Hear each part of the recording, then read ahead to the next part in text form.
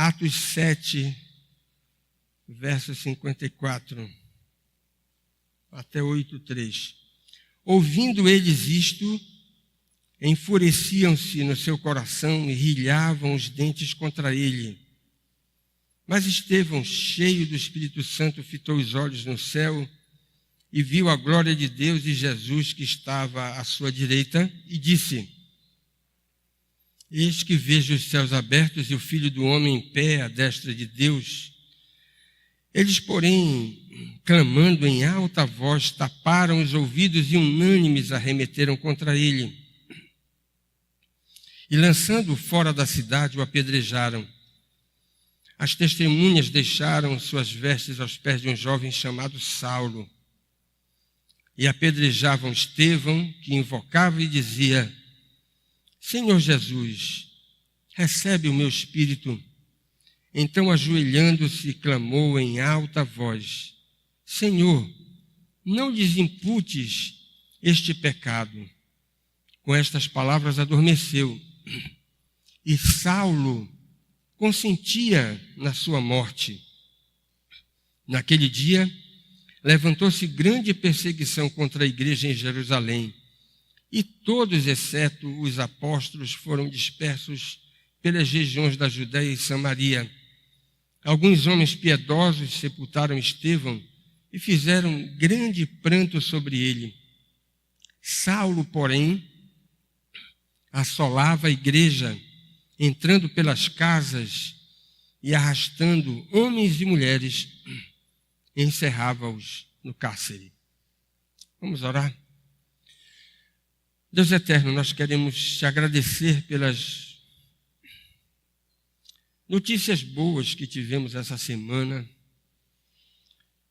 pelas manifestações da tua graça para conosco, pelo teu cuidado, pela tua providência.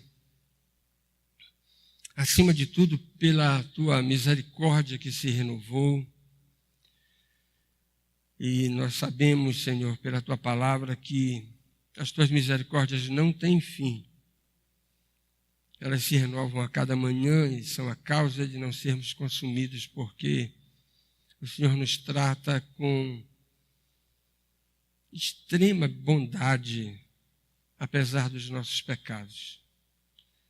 Nós queremos te agradecer por termos a tua palavra para a nossa instrução. Pedimos que o Senhor nos ajude a compreendê-la, que nesta manhã sejamos, de alguma forma, abençoados por alguma lição que o Senhor possa nos transmitir através do teu livro inspirado.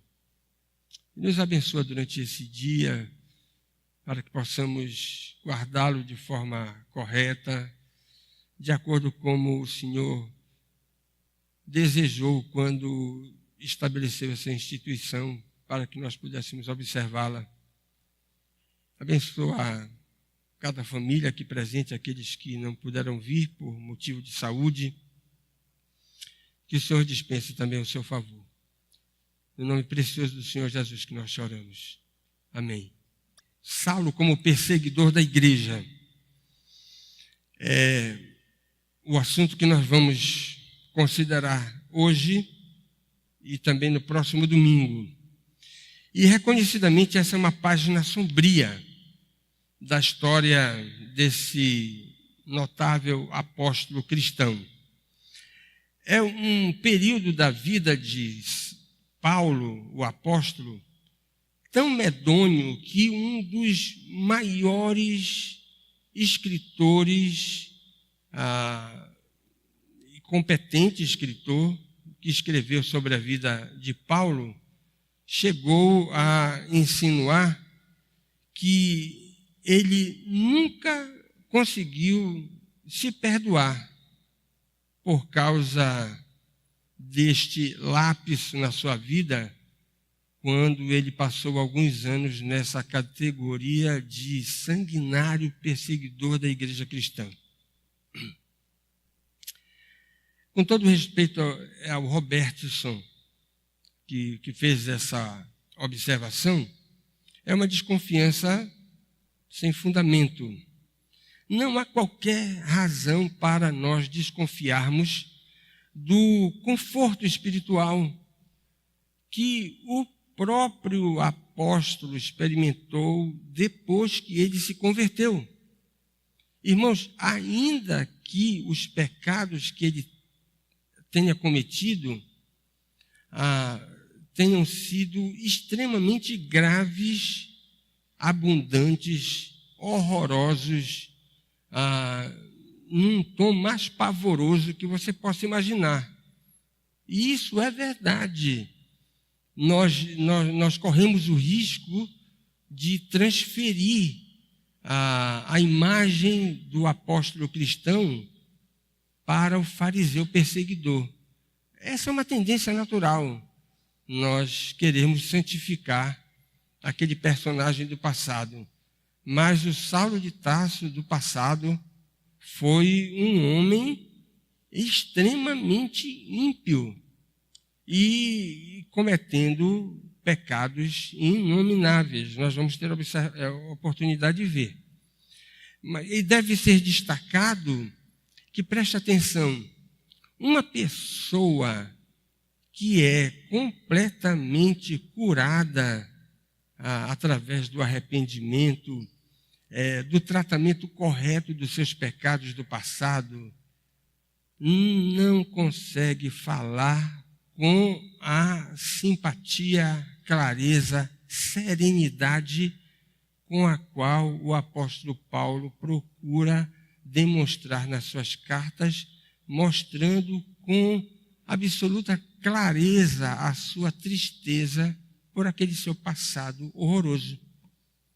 E ele faz isso lá em 2 Coríntios capítulo 15, verso 9. E ele também demonstra a sua consolação quando ele diz em uma das suas cartas que ele reconhece que ele agiu porque ele estava completamente no escuro. Ele estava nas trevas. Ele era um homem mergulhado naquilo que a gente pode dizer de absoluta ignorância espiritual. E ele era um homem incrédulo. É o que ele diz lá em 1 Timóteo, capítulo 1, verso 13. Você tem ele dizendo que aquilo que ele fez foi por ignorância e incredulidade. Irmãos, o Evangelho nos traz uma excelentíssima notícia. Preste atenção nisso. O verdadeiro Evangelho é aquele que zera todas as pendências pecaminosas do passado ímpio de um pecador arrependido. Essa é a boa notícia do Evangelho. Quaisquer que sejam os nossos pecados do passado, os mais terríveis que nós possamos imaginar, eles têm a possibilidade de receber o tratamento adequado. E preste atenção, ninguém consegue viver com o peso das pendências pecaminosas não resolvidas nos ombros. Você sabe qual é o maior fardo que os homens experimentam ao longo da sua existência? Se você não sabe, a Bíblia informa. Não existe fardo pior de ser carregado do que o fardo da culpa. Mas será que eu posso me livrar das minhas culpas? Pode. Será que eu posso me livrar completamente das minhas culpas? O Evangelho diz, pode, essa é a boa notícia para você. Agora, olha a coisa. Esse foi o Evangelho que Paulo pregou. E nós não podemos imaginar que ele tenha pregado um Evangelho tão maravilhoso dessa natureza. Mas ele pregou de uma forma tão competente, com tanta clareza, com tanta inspiração. E esse Evangelho que ele pregou não fez nenhum efeito na vida dele. É uma equação que nós não podemos admitir. Preste atenção, no Antigo Testamento, o maior intérprete da graça de Deus, sem sombra de dúvida, ele não foi um pecador imaculado. Foi Davi. Davi foi o maior intérprete da graça de Deus. E você conhece os pecados de Davi. Agora eu pergunto para você, será que ele morreu com o peso da sua culpa? De jeito nenhum. Basta você ler Salmo 32 e Salmo 51, que você vai ver que aquele que pregava a graça, ele experimentou a graça também, porque nós teríamos uma incoerência impossível de ser resolvida no homem segundo o coração de Deus, que foi o maior intérprete da graça, mas essa graça não fez efeito na sua vida. Não dá para aceitar um negócio desse. E aplique isso para Paulo. Paulo, no Novo Testamento, foi o maior intérprete da graça de Deus, sem sombra de dúvidas. E a mesma regra você aplica, que aplicou para Davi. Ele pregou como ninguém a graça de Deus, mas ele também vivenciou. Ele não morreu debaixo do chicote da culpa. A graça de Deus foi extremamente abundante na sua vida. Irmãos, nós precisamos investigar com profundidade esse período específico da vida de Paulo, porque ele nos traz algumas lições maravilhosas. E a gente precisa delimitar e compreender esse período importante da vida do apóstolo, para que até a gente compreenda o que é ser um pecador. E para que, compreendendo o que é ser um pecador, a gente possa maximizar o nosso conceito da graça de Deus. Primeira coisa que nos convém observar é que o Saulo perseguidor, ele tem a sua carreira começando algum tempo após Cristo ser assunto aos céus. Preste atenção nisso. Uma possibilidade bastante razoável que nós precisamos admitir é que Saulo de Tarso não estava na Palestina por ocasião do ministério público do Senhor Jesus. Ele não estava lá quando Jesus exerceu seu ministério terreno. Talvez por duas razões que nós possamos apresentar. A primeira delas é que não há qualquer vestígio disso nas cartas que ele escreveu. E olhe lá, seria impossível, por uma espécie de lapso, Paulo ocultar um fato dessa magnitude. Ninguém que tenha convivido pessoalmente com Cristo não vai denunciar isso. O personagem infinitamente mais fulgurante de todos aqueles que foram impactantes, homens impactantes que passaram pela história, Jesus Cristo é incomparável.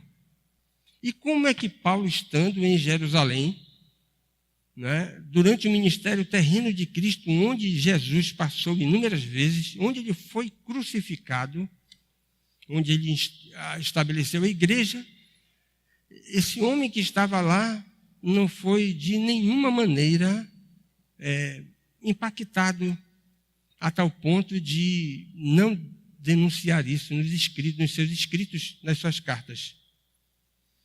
Impossível. É alguma coisa que estaria para além da genialidade humana. A segunda observação é que ele apresenta como um traço do apostolado o fato de ter uma experiência pessoal com Cristo. E ele disse, olha, eu tive, apesar de ter sido nascido fora do tempo. E você tem aí, na primeira carta aos Coríntios, capítulo 15, verso 8, essa informação. Ora, se ele é um nascido fora do tempo, ele não teve oportunidade, ele não teve a chance, de estar presente em Jerusalém por ocasião do ministério terreno de Cristo. Quis a providência divina que fosse assim. E de acordo com a cronologia bíblica, ele passou cerca de 10 anos na Cidade Santa, Ao chegar na adolescência, os seus pais, que tinham certo recurso, mandaram Saulo de Tarso para estudar em Jerusalém, na escola dirigida por Gamaliel, que era neto do rabino Hilel, famoso, uma escola mais liberal. E esse período pode ser datado do ano 14 até o ano 24 do primeiro século. E seria impossível que um fariseu tão consagrado, quando Jesus começa o seu ministério terreno, ficar sem saber das atividades do Messias encarnado, estando presente na cidade santa. Diante disso, se supõe que antes mesmo do irrompimento do ministério de João Batista na Judéia, ele volta para Tarso, depois do ano 24. A princípio, para cuidar dos negócios da família. O seu pai vivia da nobre arte de fabricar tendas, ofício que passou também para o seu filho. Saulo de Tarso era fazedor de tendas, e não era um ofício sem importância naquela época. Não há informação para explicar a razão por que Paulo retornou para a sua cidade natal. Talvez a morte dos seus progenitores, talvez outra razão menos drástica, nós não sabemos. No entanto, parece que, na soberania de Deus, ele retirou aquele jovem promissor para o judaísmo, temporariamente, do lugar onde iria se desenvolver a consumação do drama da redenção, que era em Jerusalém, na Cidade Santa. Aprouve a Deus tirá-lo de lá e até distraí-lo com as responsabilidades na sua cidade natal, até levá-lo novamente para lá, a fim de quebrá-lo, convertê-lo e, por fim, usá-lo poderosamente. Não há como precisar também a data do seu retorno a Jerusalém. Quando ele voltou, depois desse tempo que ele passou em Tarso? Não sabemos dizer. Talvez tenha sido o resultado de uma convocação. Quando a igreja está se expandindo vigorosamente, principalmente através do ministério daquele nobre diácono chamado Estevão. E você vai observar no registro do historiador Lucas que a oposição à igreja eclodiu com a participação de vários membros de diversas sinagogas espalhadas pelo império, dentre as quais você tem a sinagoga da Cilícia, que é a região, a província romana, da qual Tarso é a capital, cidade natal do próprio apóstolo. Você tem essa informação lá em Atos, capítulo 6, verso 9. Portanto, Saulo começou a ser um perseguidor depois da ascensão de Cristo. Segundo, essa carreira de perseguidor se desenvolveu de forma gradual. É um equívoco a gente imaginar que ele se transformou no perseguidor mais acirrado da fé cristã da noite para o dia. Ninguém deve imaginar isso. Respirando ameaças e morte contra os discípulos do Senhor, como você tem em Atos, capítulo 9, verso 1. O algoz foi formado através de um processo, para nós, aparentemente rápido, e de desenvolvimento crescente. Não se sabe dizer ao certo por qual motivo Saulo retornou a Jerusalém, mas se pode imaginar que aquele destacado estudante, como ele mesmo diz, 500 da sua idade, ele alcançou uma proeminência reconhecida, não tinha vocação. Ele era um notável estudante, e se ele foi para Tarso para cuidar dos negócios da família, talvez logo cedo ele percebeu que ele não tinha vocação para ser empresário numa grande casa ou indústria de fazer tendas. E ele, então, vai para Jerusalém, possivelmente convocado pelos judeus que bem o conheciam. As inquietações pessoais de Paulo, ou quem sabe um recrutamento por parte de Gamaliel, fizeram com que ele retornasse para a Cidade Santa. O clima religioso que Paulo encontrou naqueles dias do seu retorno, a gente deve reconhecer que não eram favoráveis. Jerusalém estava fervilhando, na verdade, a região na adjacência da Cidade Santa estava fervilhando justamente por causa do avanço, do crescimento significativo da igreja. As repercussões da morte do ministério terreno do Senhor Jesus agitavam violentamente o mundo da época. Irmãos, por uma razão muito simples. A igreja havia experimentado o Pentecoste. Nós nem sabemos descrever bem no que consiste esse fenômeno, não é? Mas aqueles irmãos da igreja primitiva foram energizados por um poder surpreendente da parte de Deus, de tal forma que por onde eles saíam, eles estavam borbulhando, falando do Evangelho de forma incontrolável. É o que o livro de Atos nos mostra. Agora, preste atenção, não eram 5, nem eram 10, nem eram 100. Eram mais de 3.000, mais de 5.000, como nós temos na segunda estatística de Atos. Você já imaginou? Milhares de pessoas tagarelando o Evangelho sem conseguirem ficar calados. Né? Era alguma coisa tão impressionante do ponto de vista espiritual que eles não conseguiam deixar de compartilhar com o mundo perdido as boas novas da salvação. Era um fenômeno extraordinário. Ninguém poderia conter aquela multidão. E essa era a situação que Paulo vai encontrar ao voltar para Jerusalém.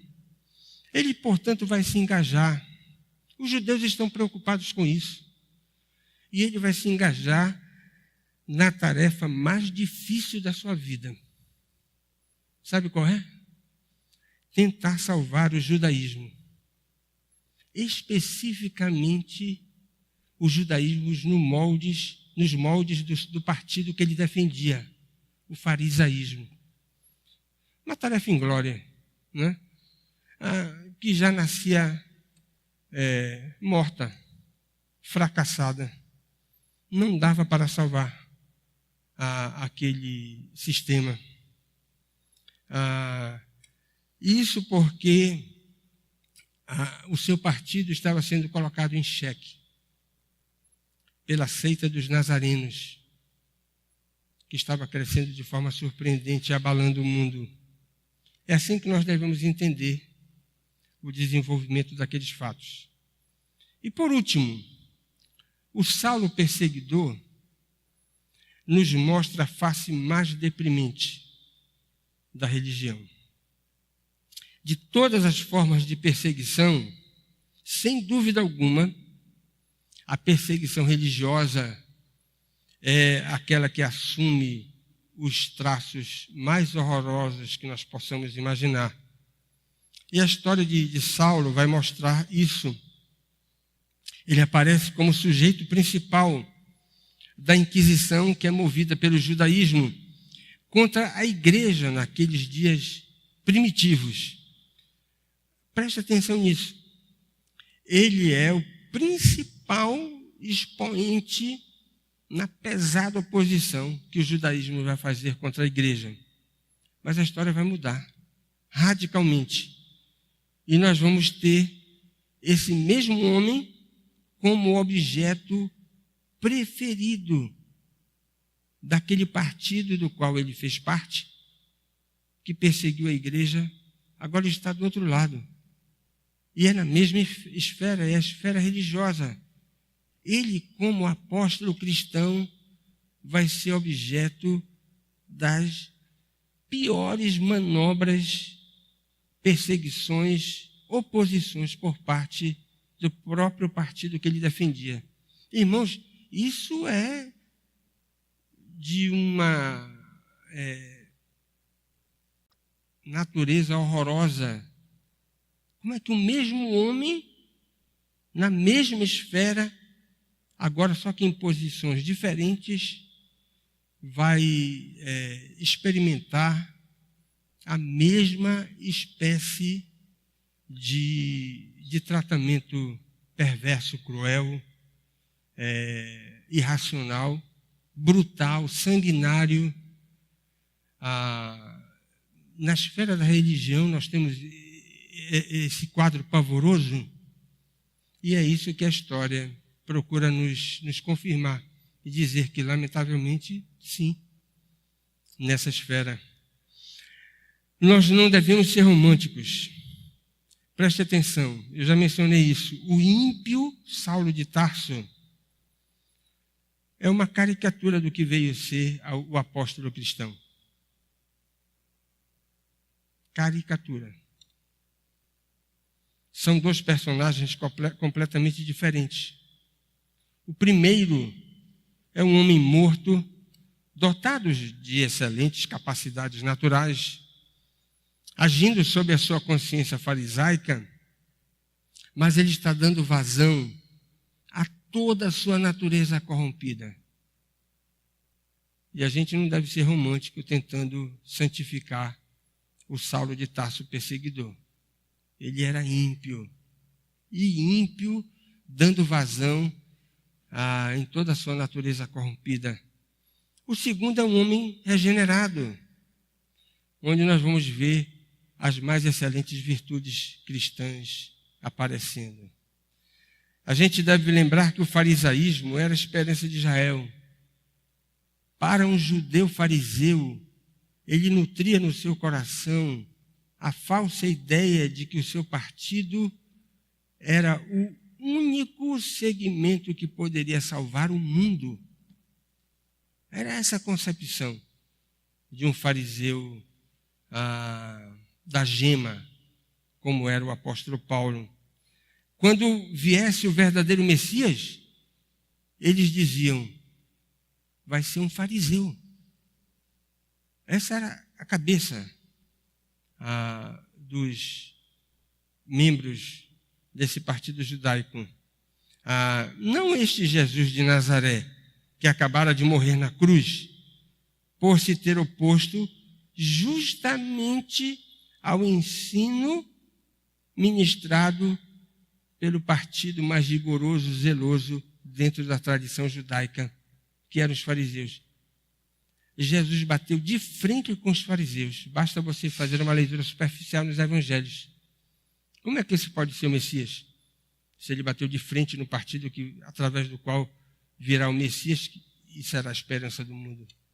Essa era a concepção que estava na mente de Saulo. O farisaísmo foi um partido que se criou dentro do judaísmo no período intertestamentário.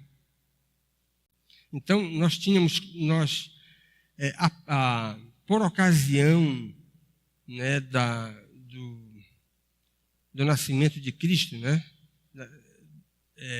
nos dois séculos antes da vinda de Cristo, do nascimento de Cristo, uma severa luta se travou entre os judeus e o mundo da época, né? A tentativa de, se possível, né, fosse extinguir a fé judaica com Antíoco Epifânio e tantos outros. Nesse período, você tem um esfacelamento do judaísmo, principalmente quando, antes do nascimento de Cristo, a Palestina cai sob o domínio romano. E aí é que você tem a formação de partidos. 4 grandes partidos se formaram. O partido mais radical, zeloso, e com algumas virtudes, porque eles tentavam preservar a herança judaica, mas eram legalistas, o partido dos fariseus. O segundo grande partido era o partido dos saduceus, que dizia o seguinte: olha, não adianta a gente ser tão zeloso e bater de frente com o mundo. Não, vamos aproveitar o poder secular e derivar os benefícios que esse poder secular pode nos oferecer. Os saduceus eram considerados mundanos, né? Um partido com pouca espiritualidade, não acreditavam nem nos anjos, nem na ressurreição. Era um partido de espiritualidade duvidosa entre os judeus, político, né? O terceiro partido dizia o seguinte: olha, nós temos que pegar em armas, nós temos que virar a mesa do Império Romano. Nós vamos formar aqui o MR8, que era o partido dos zelotes, que acreditavam na guerra armada para libertar a Palestina do jugo romano. Os zelotes. Eles aparecem também nos evangelhos. E o quarto partido diz o seguinte: olha, esse mundo está tão virado de cabeça para baixo que não dá mais para viver nele. Bora sair daqui. E foram para as cavernas, que são os essênios. Então você tem fariseus, saduceus, zelotes e essênios, como sendo os 4 principais partidos que se formaram nesse período de intensa turbulência nos 2 séculos antes da vinda de Cristo. Sem deixar de reconhecer as possíveis contribuições históricas dos fariseus, eu não vou entrar nisso aqui, em relação ao advento, o ministério público de Jesus, preste atenção nisso, de forma patente evidenciou que o farisaísmo não passava de uma superagência, mas sabe do quê? De impiedade.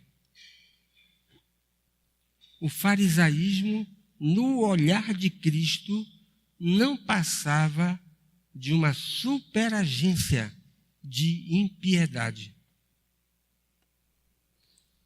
Pelas seguintes razões.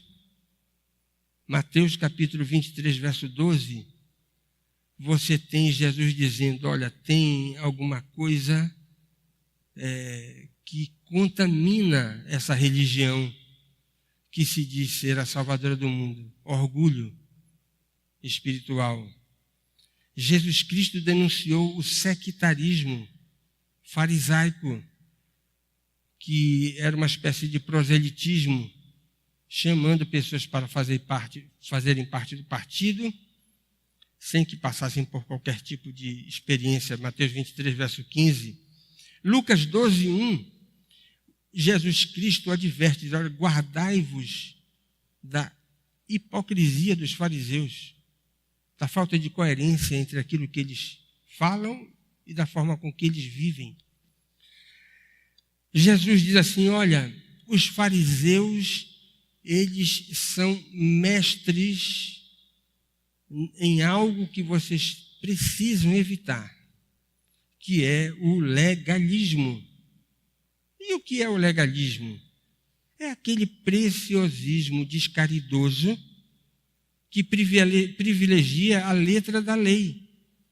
Mas preste atenção, privilegia a letra da lei e descumpre alguns preceitos essenciais da verdadeira piedade. Olha aí, frequentemente a gente vê esse filme. Eu vou até mencionar aqui esse dito de Jesus Cristo: irmãos, nós não podemos estar coando o mosquito. Preste atenção, escreva isso, é palavra de Cristo. Se você coar mosquito, eu lhe garanto, porque é palavra de Jesus, você vai engolir camelo. Legalismo é coar mosquito. E se você vai coar mosquito, você vai engolir camelo. Quem coa mosquito, engole camelo. Meu irmão, essa é a lei da vida, segundo o nosso mestre. Legalismo não presta. Não ingresse nisso. não dá certo. O mestre já deixou isso claro ao bater de frente com esse pessoal, os fariseus da sua época. Nós não podemos embarcar nisso. Irmãos, é importante frisar isso. Sabe por quê? Imagine o Saulo de Tarso, imagine Saulo de Tarso como o mais expoente jovem daquele partido judaico. Ele era fariseu, da gema, mas como um homem não regenerado, resistindo e perseguindo a igreja. Preste atenção, ele não estava isento dos vícios que Jesus condenou de forma tão categórica durante o seu ministério terreno. Você tem a descrição do que era um fariseu típico no ministério de Cristo. Está entendendo o que eu quero dizer? Está aqui, ó, por todas essas qualificações que eu mencionei. Aqui você tem um fariseu típico, segundo o retrato que Cristo pintou. E Saulo de Tarso era um fariseuzão. E ele não reproduzia esse retrato pintado por Cristo? Não pode. Se ele foi um fariseuzão, ele incorporou todos aqueles vícios que foram enfaticamente condenados pelo próprio mestre. Ele era o representante típico desses vícios condenados por Cristo. Irmãos, na verdade, o farisaísmo nada mais era do que a antirreligião. Agora, ela é claro, maquiada com os trapos de uma verdadeira piedade. E é essa a situação que nós precisamos enxergar naquele Saulo não convertido. O encanto fulgurante do apóstolo cristão não deve comprometer a nossa imagem acerca da face horrorosa daquele ímpio fariseu. Sabe qual é a lição? A religião corrompida não salva nenhum devoto dos laços do pecado. Religião corrompida não serve para nada. Não salva nem pecados polidos, nem pecados grosseiros. Eu quero terminar só vendo uma lição de Saulo como perseguidor. Quando nós olhamos essa fase da vida de Saulo de Tarso, nós temos 3 estágios na sua carreira de perseguidor. Preste atenção nisso. O primeiro estágio, a primeira esfera, é a esfera pessoal. Quando ele bate de frente com Estevão. E é o principal protagonista na execução do martírio daquele distinto diácono da igreja primitiva. Aí vem um segundo estágio, quando ele avança e se torna perseguidor da igreja de Jerusalém. Você tem aí a esfera corporativa. Não satisfeito, ele avança mais ainda. E a gente vai dizer assim, olha, vai chegar no último estágio, que é o estágio da tentativa, se possível, de acabar com a comunidade de crentes que está espalhada pelo império, que é o estágio que a gente pode denominar de universal. O que é que a gente aprende do primeiro estágio pessoal, quando ele bate de frente com Estevão? Parece que a lição é essa daqui, ó. Saulo não conseguiu suportar o brilho da espiritualidade de Estevão. É interessante notar que Lucas introduz Saulo no seu magnífico relato de Atos dos Apóstolos, por ocasião do registro da carreira de Estevão. O primeiro registro que aparece está lá em Atos 7, verso 58. Quando Lucas está descrevendo todo aquele processo que se abateu sobre Estevão, preste atenção nisso. Lucas coloca Saulo exatamente nesse momento da sua competente narrativa histórica, sem ser de forma acidental. Não é acidental que ele coloca aí. Ele está fazendo um contraste, um contraponto entre Saulo e Estevão. O primeiro conflito experimentado por aquele zeloso fariseu, portanto, foi se defrontar com a piedade que ele não tinha daquele nobre diácono. A fulgurante piedade de Estevão impactou profundamente Saulo de Tarso. E olhe, preste atenção nisso. Aquele diácono representava o cristianismo. Saulo de Tarso representava o farisaísmo. Que choque! Agora está diante de um homem que professa a fé cristã e ele agora como sendo um dos maiores expoentes do farisaísmo da sua época. As duas concepções se chocam.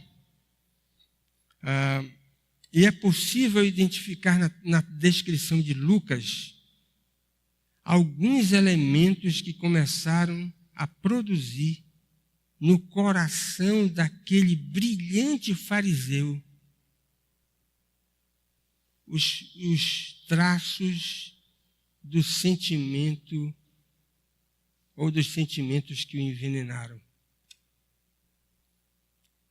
Eu tenho uma desconfiança, não sei se você concorda, mas a minha desconfiança está em Provérbios, capítulo 14, verso 30. Coloquei aí? A minha desconfiança é essa daqui, ó. O ânimo sereno é a vida do corpo, mas a inveja é a podridão dos ossos.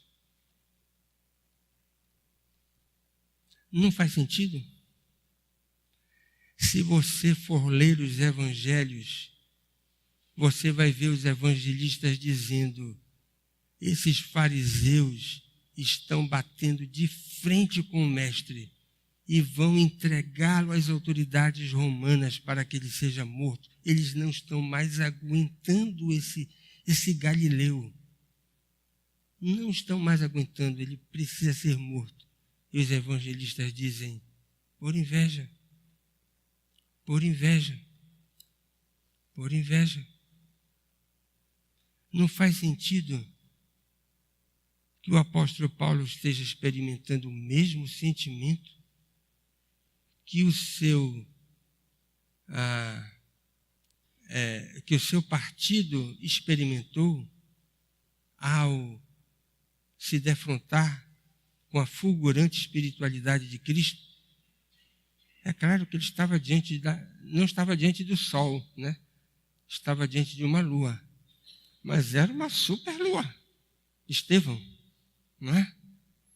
Então, se o partido dos fariseus ficaram chocados com a espiritualidade de Jesus Cristo e foram possuídos de uma inveja insuperável, é muito, muito razoável nós concluirmos que agora Saulo de Tarso estava experimentando a mesma coisa em relação a Estevão.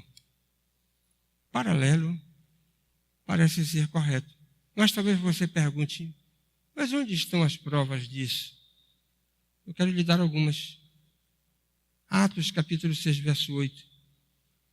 Havia em Estevão graça e poder. Olha que coisa interessante. Essas duas palavras formam uma combinação. John Stott diz o seguinte: essas duas palavras formam uma combinação surpreendente que Campbell Morgan, que foi o antecessor de Martin Lloyd Jones na Capela de Westminster, descreve como doçura e força, esse binômio. E preste atenção, essas duas coisas que para nós parecem irreconciliáveis, elas estão mescladas numa só personalidade. Graça e poder, doçura e força. Estevão era um distinto oficial da igreja, mas ele simplesmente cuidava das necessidades materiais dos menos favorecidos dentro da igreja de Jerusalém. Possivelmente um homem simples. Mas quem era Saulo? Saulo era um homem que estava muito ocupado com a sua carreira eclesiástica, que não lhe sobrava tempo para se preocupar com essas trivialidades com as quais Estevão estava envolvido. Pollock diz o seguinte: Estevão contrastava radicalmente com Saulo de Tarso. Saulo de Tarso era um homem envenenado, mas de Estevão, apesar de ser um homem simples, distribuía felicidade. E mais, isso eu achei fantástico, até li para ler. Os homens respeitavam a Paulo, mas o temiam.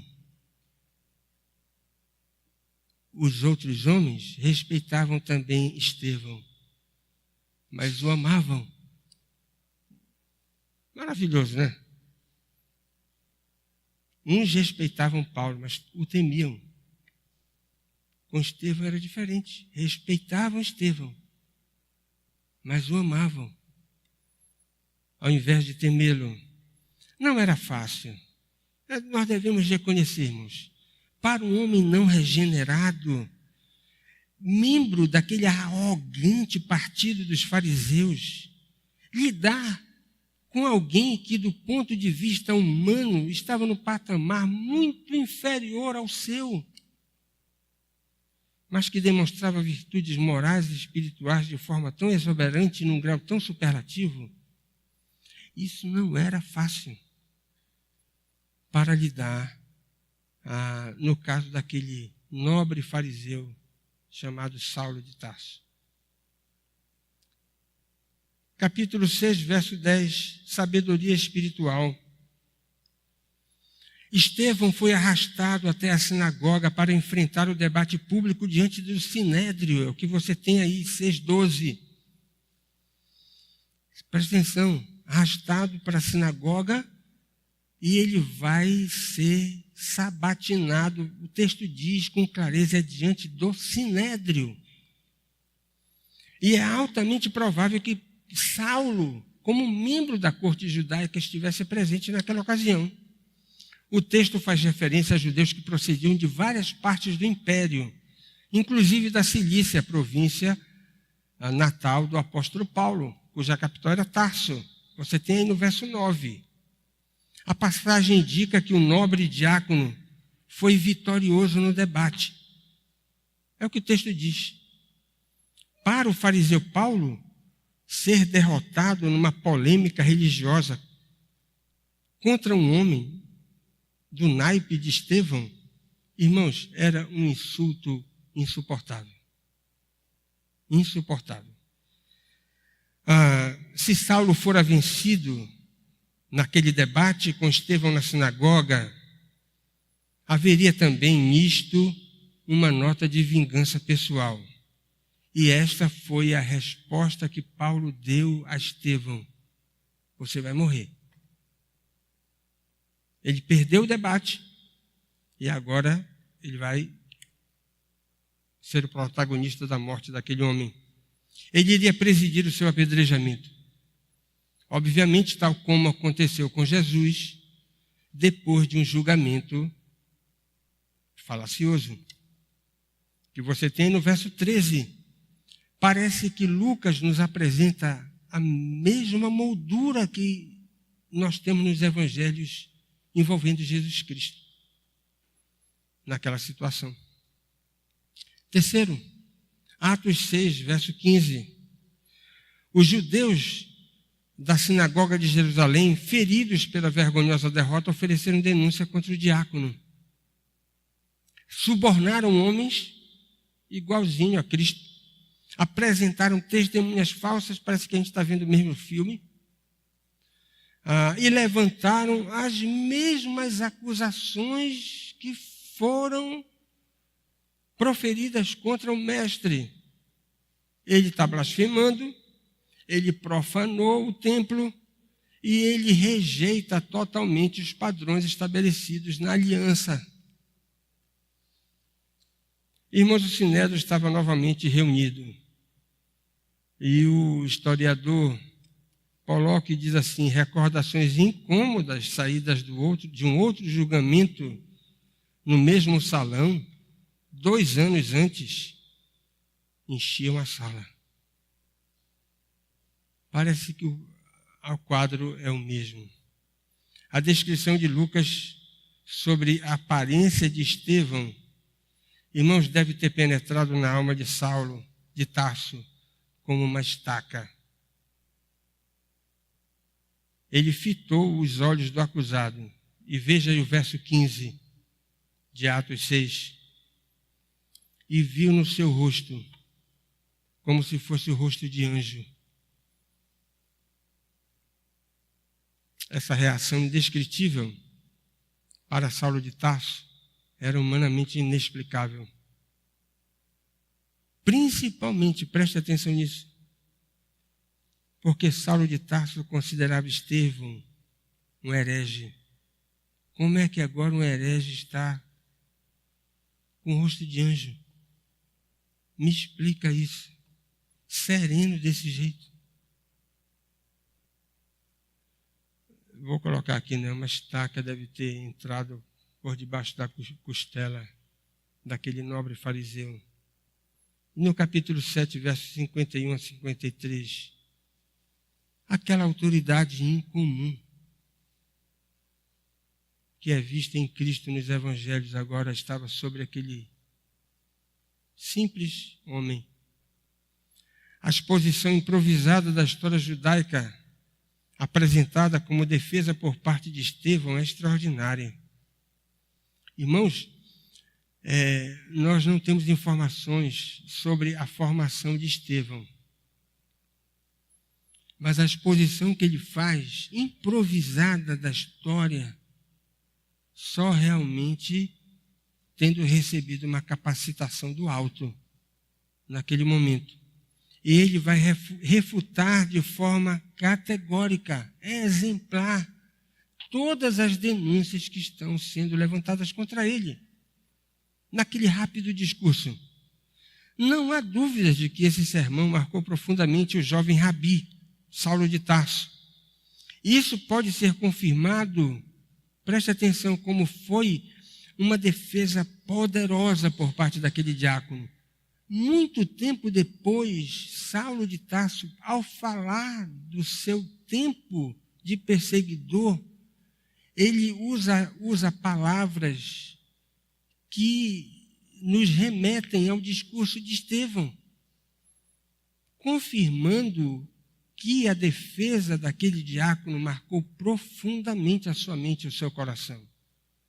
Você pode comparar Atos 7, 48 com Atos 17, 24. E você vai ver o paralelo disso. Estevão, talvez, percebendo que a sua audiência não iria lhe ouvir até o fim. Parece que essa é a impressão que a gente tem. Ele muda radicalmente. Deixa de falar da história dos judeus, da história sagrada, para as últimas ocorrências envolvendo a pessoa de Cristo. E as autoridades judaicas são confrontadas na sua incredulidade, dureza de coração, insensibilidade espiritual e desobediência à palavra revelada por Deus. Jesus também agiu assim, quando confrontou os seus oposicionistas. Você pode ver no mais contundente discurso de Cristo que você tem nos evangelhos, que é em Mateus capítulo 23, do verso 1 até o verso 36. Mas preste atenção, Saulo de Tarso não estava lá quando Jesus proferiu o seu discurso de Mateus 23. Agora, ele estava sendo confrontado da mesma maneira por alguém que era discípulo do Mestre, Estevão. Irmãos, a defesa de Estevão suscitou o ódio do Sinédrio e a verbalização da sua contemplação culminou com seu martírio. Foi um motim popular provocado, pois o Sinédrio não mais podia justiçar um réu sem o consentimento do governador romano. O caso de Jesus foi uma exceção.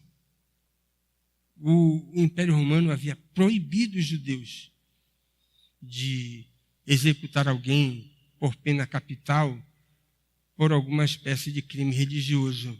Era terminantemente proibido. Os judeus tinham abusado da concessão. E agora só um motim popular poderia provocar a execução daquele homem.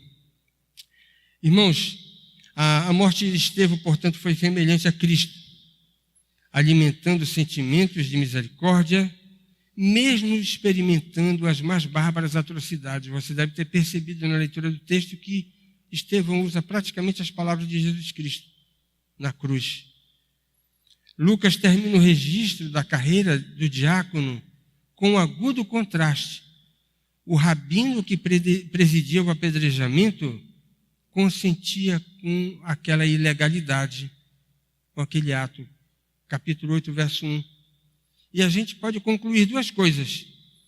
Saulo concordou com a condenação ilegal de Estevão, punindo aquele cristão primitivo com a morte. Ele merecia morrer, no conceito de Saulo de Tarso. Aos seus olhos, o martírio de Estevão era justo. Essa observação aponta para uma espécie de embotamento mental da parte de Saulo de Tarso. Lucas faz questão de dizer, registrando o seu próprio testemunho, que o próprio Paulo, depois de convertido, diz: eu não fui uma testemunha passiva, eu participei ativamente. A segunda conclusão é que Paulo aparece como cúmplice da morte daquele diácono.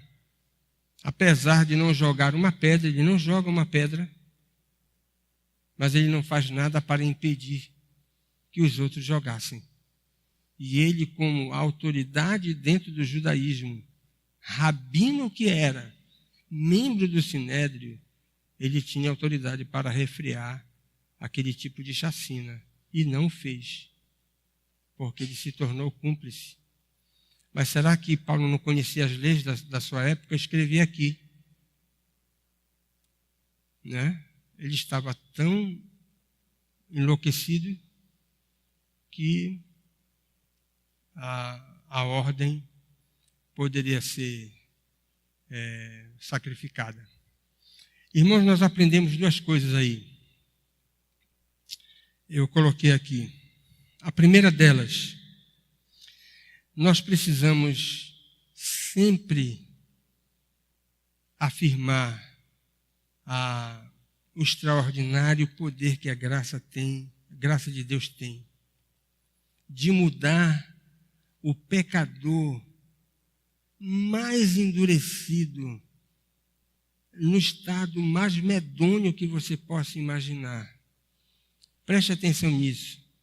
Você não tem direito de desistir de uma pessoa, dizendo: olha, essa pessoa está num estado tão terrível, tão lamentável, que não há salvação para ela. A graça de Deus não vai ser capaz de transformá-la. Nunca faça isso. Lembre de Paulo. Lembre do apóstolo Paulo. A graça de Deus, ela é infinitamente poderosa, capaz de mudar o pecador mais terrível que você possa imaginar.